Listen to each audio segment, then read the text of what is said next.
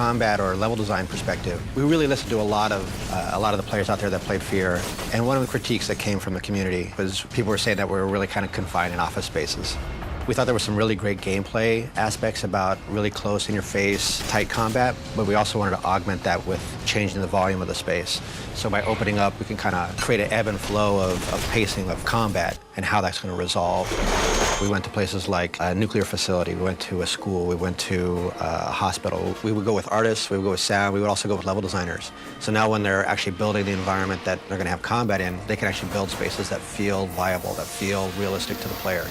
We had people that were taking photographs literally of like pipes at a macro level, looking at cracks, looking at water stains. We use them as texture references, we use them as part of our effect systems. Ultimately, we try to use as much as we possibly can because it adds credibility to the scene. I think the key thing to keeping the player on the edge of their seat is to surprise them and not let them get too comfortable.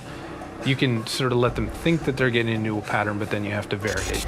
We basically built a color story, much like they do in film. You know, as things start to become a little more tense, you're going to start to see more aggressive colors. And as things start to become a little more subdued in the story, we're going to kind of bring down that color map so that it starts to feel a little more relaxed. There's definitely colors that are associated with Alma. She'll get in close proximity with you, and she'll start to interact with the player. You'll start to see glimpses of parts of how she perceives the world, and all that has a very specific crafted color hue to it.